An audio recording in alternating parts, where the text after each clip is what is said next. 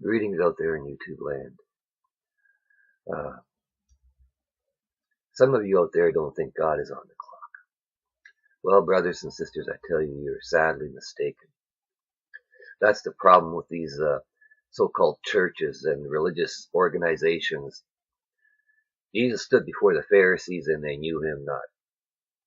God is not about these religious organizations that tell you this and that. Sure, some of them can do the right thing. Remember the 7 churches. 5 of them weren't cool with the Lord. Okay? Remember that. But God is on the clock, and he points it out in a couple of verses right here. Take a look. 40 and 2 months. That's the 3rd temple. It's going to be going up any days, brothers and sisters. And you know what's happened after that 42 months. The Antichrist is coming. 2 in the field, 1 taken. 2 at the mill, 1 taken, because they didn't know the need of the word. They were those milk drinkers. Speaks about them in Hebrews 5, verses 11 to 14. You can't miss it. Those that are on the milk of the word are as babes and unskilled in the righteousness. And you've got many of them that sit in the pews, year after year after year, and they have to be retrained. God wanted them to be teachers, but only those skilled, that's it, in the meat of the word, can discern the difference between good and evil. He makes that very clear. And look at this. Again, 40 and 2 months. 1,260 days. Oh, and again right here, brothers and sisters. Revelations 11:13, Revelations 12:6. Those 2 witnesses, 1,203 score, that's 60 days. Think on it, brothers and sisters. Why would God give you a time period? He gives you an exact time so that you know how long it's going to be. You are to endure to the end, God says.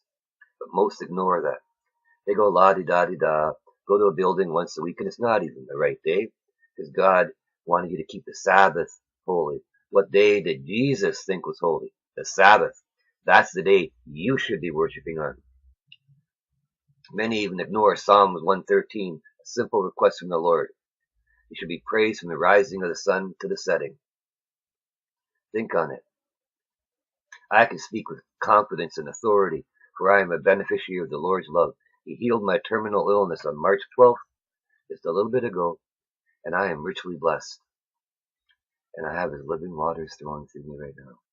I have the peace of the Lord, and I know I am richly blessed. I have done nothing to deserve it. My best works are as filthy rags. Many times maybe I don't word it right on these videos. This is new to me. I'm not into public speaking or anything. This is very, very new for me. Yeah.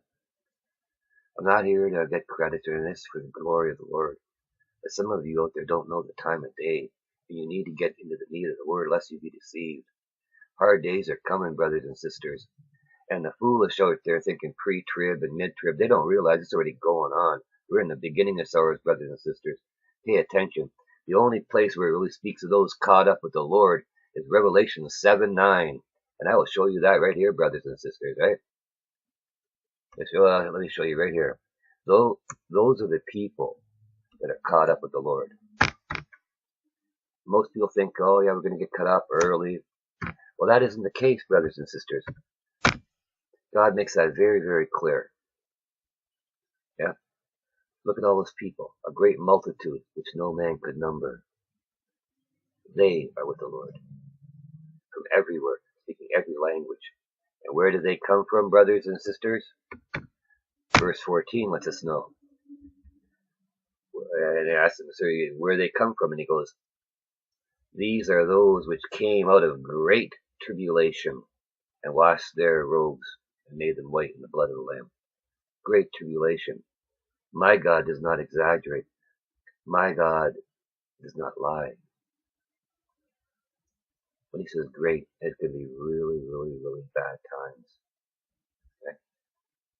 There's a lot going on there. He shared a little bit with me, but some people just didn't want to hear it. But I tried to tell them to. It's just a fact of life. I tried talking to a few people in some chats about some stuff God shared with me. None of them wanted to hear it. I'll put it out a little at a time again and see if you guys want to hear it. But God said, let those with eyes see and those with ears hear, brothers and sisters. A lot of them don't think God is on the clock, and I think I'm wrong. If I'm wrong, why would God tell you 40 in 2 months? Why would God tell you 1,260 days, right?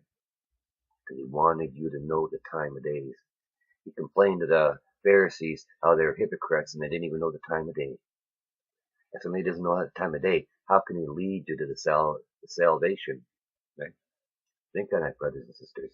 It's later than you think. God is on the clock, so time is short. Yeah, we've got a couple of years left. That's not many when you think about it, because things are going to get really bad soon. Give Jesus a call today and say hello. Remember, he's about faith and a personal relationship, and he wants you to get to know him better. So call on Jesus today. Bye-bye.